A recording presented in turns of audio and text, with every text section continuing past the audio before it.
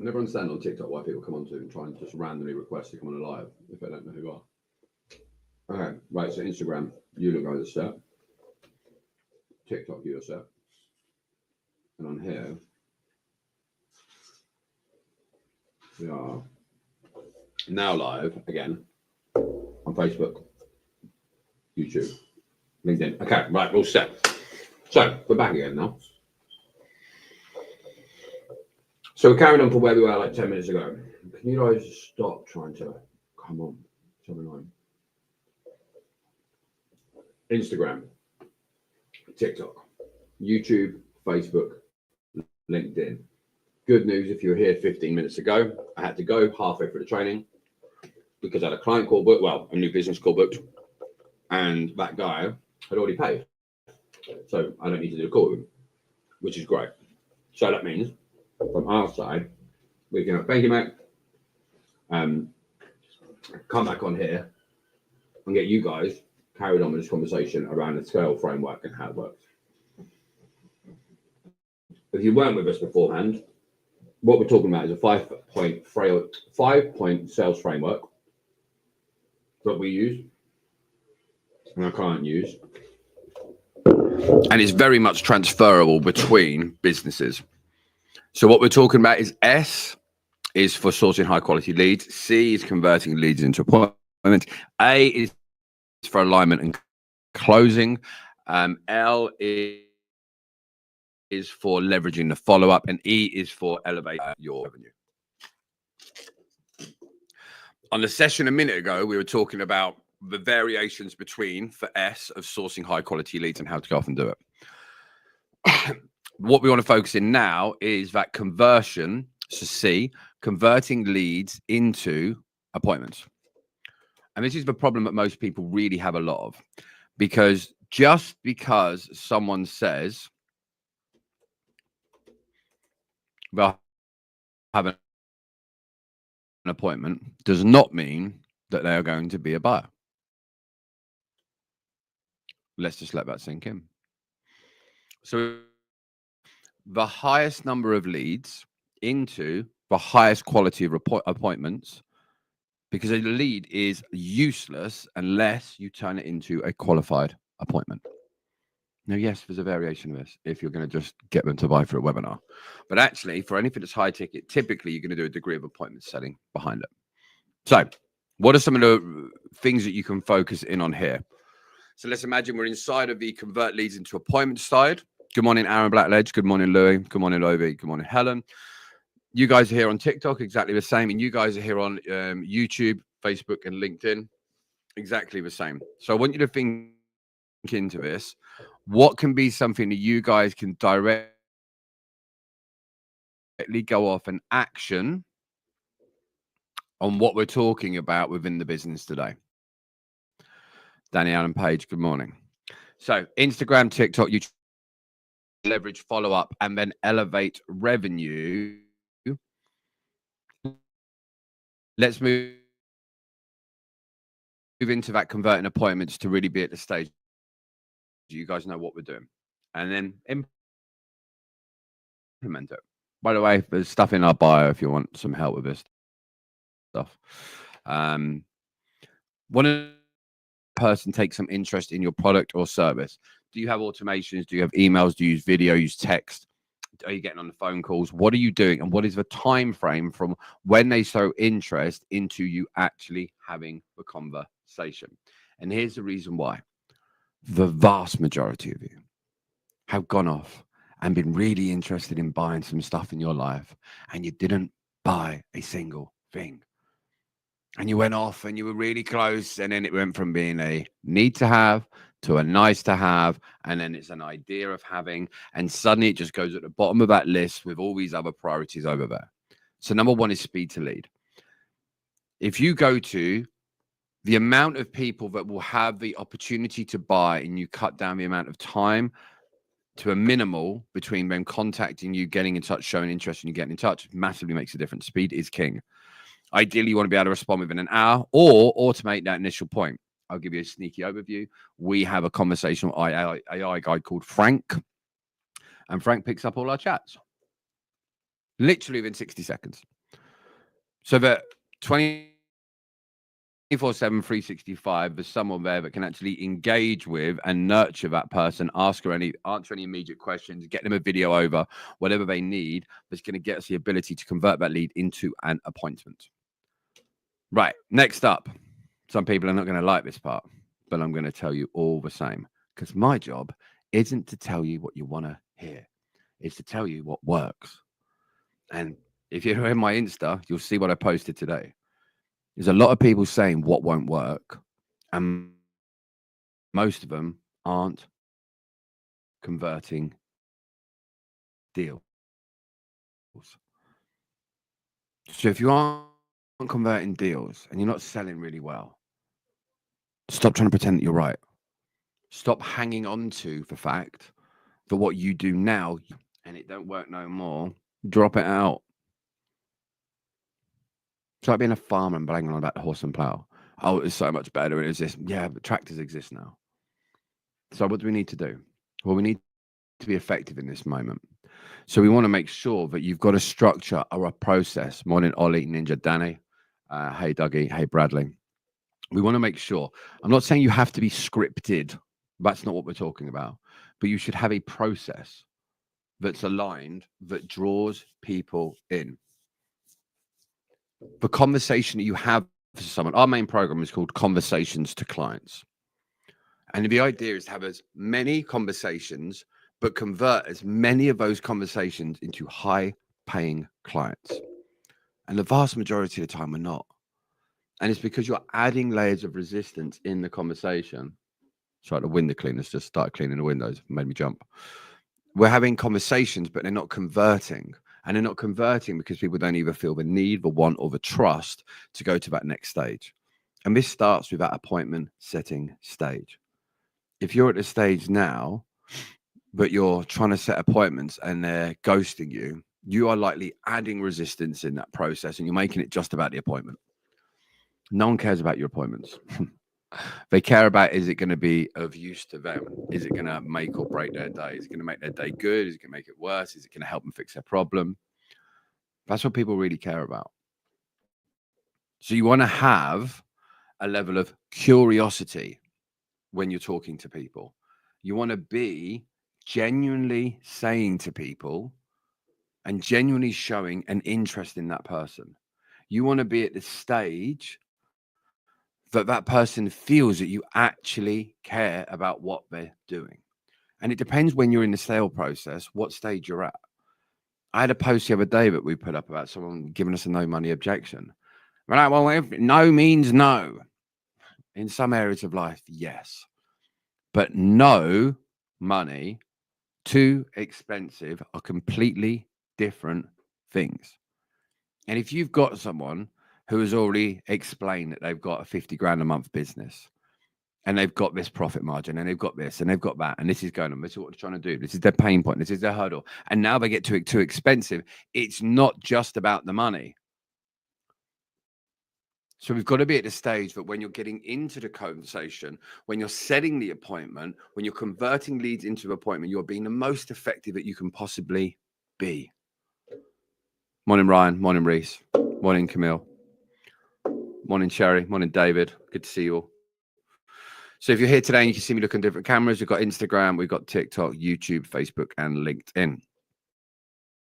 We're talking today about scale framework, sourcing high quality leads, converting leads into appointments, aligning and closing, and escalating your revenue. It's so important to realize that the appointment setting stage is done as a chore. You're setting yourself up for failure straight away. So we want to be at the stage of talking in hypotheticals, building up an idea of where people are. Ideally, you're navigating a load of the hurdles before you're getting to that next stage. You want to be at a stage that you're not forcing an appointment on someone, you're making it worthwhile. And here's something which we do, which makes a massive difference, is from a conversation that sets into the appointment, between the appointment setting stage and the actual conversation, we're going to be at the stage that we want to make sure that we've done all the legwork. So when you're setting an appointment, be at the stage of working out what are the hurdles and barriers and problems that will probably come up when I'm on a sales call, and how can I address them now rather than later? Prime example. If you know that when you get on a line and closing point, when you're actually asking someone to buy, and they get a lot of, oh, we want to see referrals and testimonials. Well, why haven't you sent them before they've even got on the call? It's really important. You need to understand what people are saying when they're saying things. Understand what people mean as much as the words that they are actually saying. And this is why for so many people, they get all this wrong. You guys have got to realize appointment. And if you're not doing this in the most effective way, you're holding yourself back. You guys can go to the link in the bio where there's videos on this stuff, where you can see a bit more what we're actually talking about today. So if you're into getting more sales, if you've got a business and you're selling with appointments and closing and all that jazz, and it's high ticket, go and have a look. Makes it so much easier. You guys have to make a decision with this. Now, the big thing you've got to bear in mind is you have a different skill level to everyone else.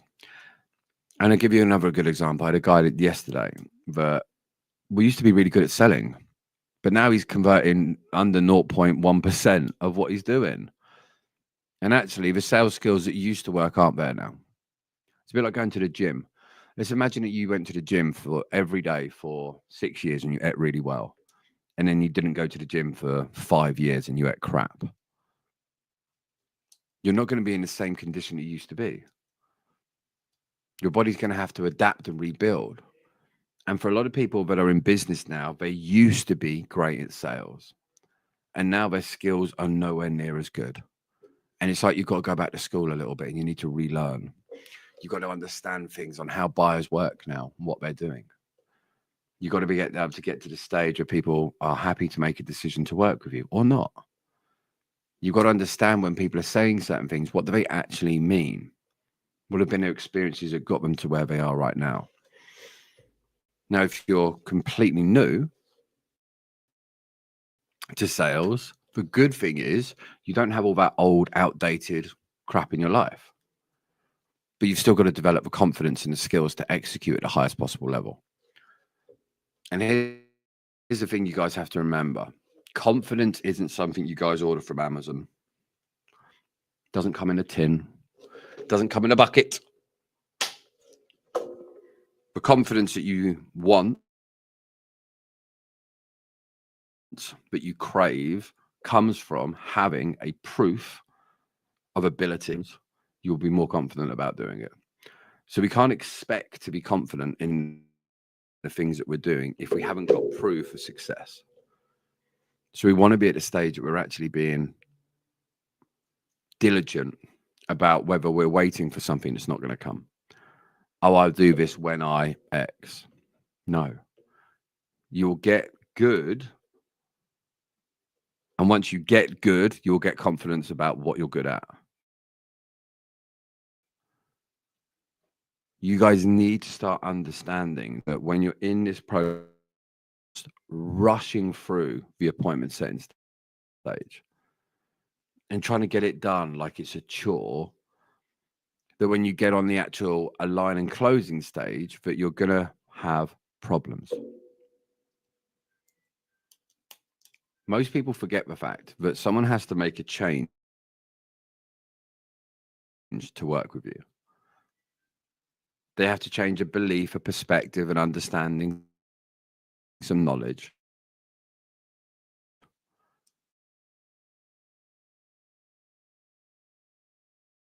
To actually go from where they are now to that next stage, to handing over money, and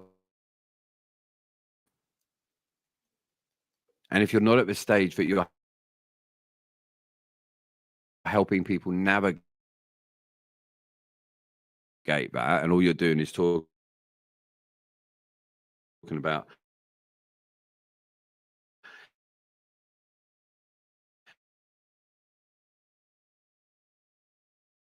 feature, pivot, benefit, you're going to have real problems. We don't want real problems. That you realize most people are not bothered about the product.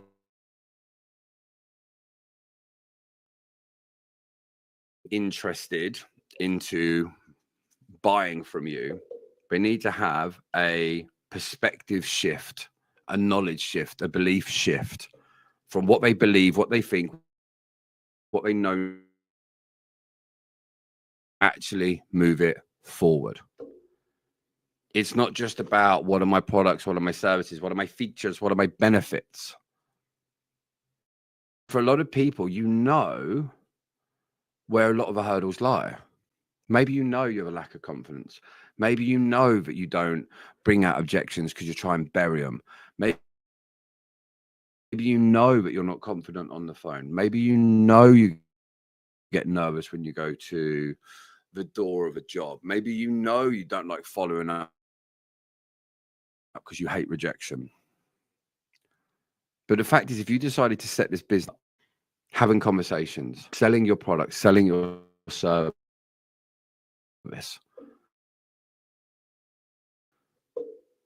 it not only affects your bank balance, but it affects your mindset if you're struggling. So whether you're here on Insta, whether you guys are here on TikTok, you guys are here on LinkedIn, YouTube, Facebook, you've got to make sure that you're actually doing over time and you're not getting results, change. You can't be afraid to give up the shit for the great.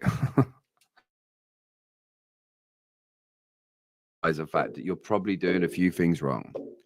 Maybe that's your mindset, maybe it's your skill set, maybe it's your habits.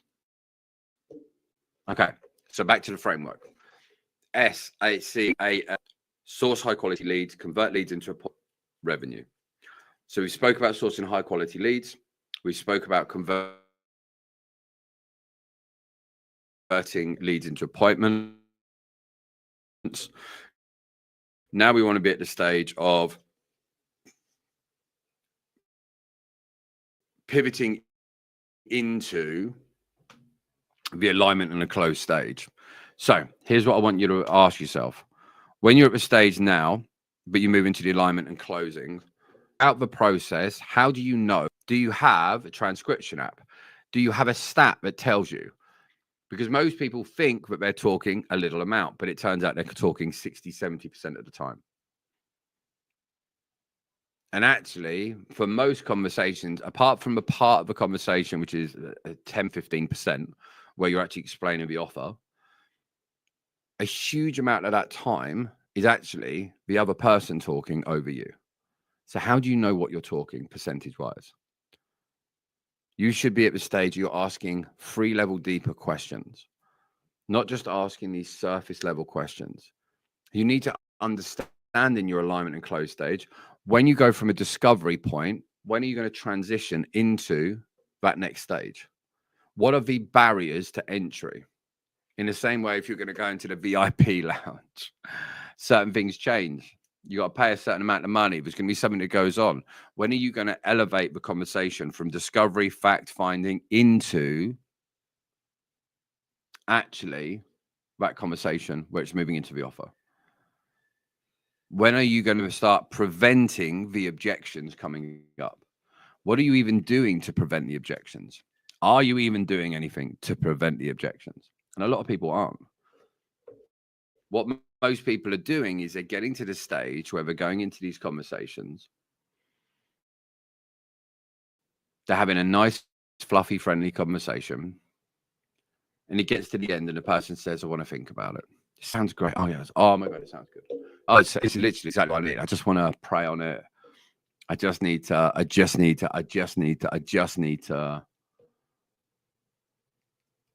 We don't want to be at the conversation where we're finding out what the objections and her stage. You're looking into more objection prevention than objection handling. It can massively make a difference to your conversions.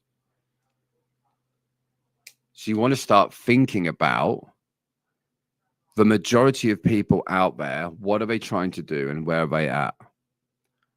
We want to be at the stage now but we can identify where the problems and the pain points are to actually move people forward. So there's a question that's just come up, by the way: TikTok, YouTube, Facebook, LinkedIn, Instagram. I'm looking at different cameras. Quick questions coming on Instagram from Sol Lofty. What are your thoughts on too cool closing? We work with 7-figure roofing firms, and a lot of them are too cool closes, and they need to speak to the board. So this comes back into that scale framework: source high quality leads, convert leads into appointments, align and close, leverage follow up, elevate your revenue. If you're at the stage that works at a high percentage, you've got to be able to go, okay, cool, well, maybe that's a better plan. But actually, should there be a point that before the actual appointment happens, that the appointment setting stage, more of this qualification rather than a hurdle? Or do you have it where it's the bridged call? And what I mean by bridged is you might book an appointment setting call. That might only be a 6-minute call between appointment and the alignment and close that gets things going to aggravate the itch to get those people onto the calls. It makes such a difference. And actually, just because things have been done in the same way for years doesn't always mean it's the right way. So if you're here on TikTok, Instagram, hope that helps, YouTube, Facebook, or LinkedIn, work out why things aren't working. Look at the numbers, look at the stats, understand where you're at. So for example, if we're in the alignment and close questions, here's the big question: why are those your discovery questions? Why? What is the big reason that those discovery questions are being asked? Why are they in that order? Why do you do things the way that you do? And a lot of people have inherited the way they do things, and they inherited from 5 years ago, and the industry's changed. Your market's changed. Your process has changed. I'll give you a prime example. Alex Hormozi is about to bring out his new book, and Alex Hormozi is great. We all know he's great. But the effectiveness of what he was doing on day one when he released his leads book compared to the effectiveness of that same thing now is completely different. Because suddenly everyone's doing it. So if at a stage now that you're doing something new and it works, brilliant. But if you're doing something now that everyone's doing, it's likely to be less effective than it was before. And this is why the involvement of what you're doing matters. Because if on the other end, the other person just feels you're going through the process, that doesn't help you either. Okay, so we're going to be back in again, I think tomorrow afternoon, to carry on doing the L and the E for the scales framework. If you're finding this of help, if you're finding this of use, if you want to go to conversationstoclients.com, if you want to go to tuster.co.uk and see about how we do this for other people, there's a link in the bio and all that stuff. Go and have a look. TikTok, good to see you. See you later. Instagram, come here. Good to see you. See you later. And then you guys, YouTube, LinkedIn, Facebook. See you later.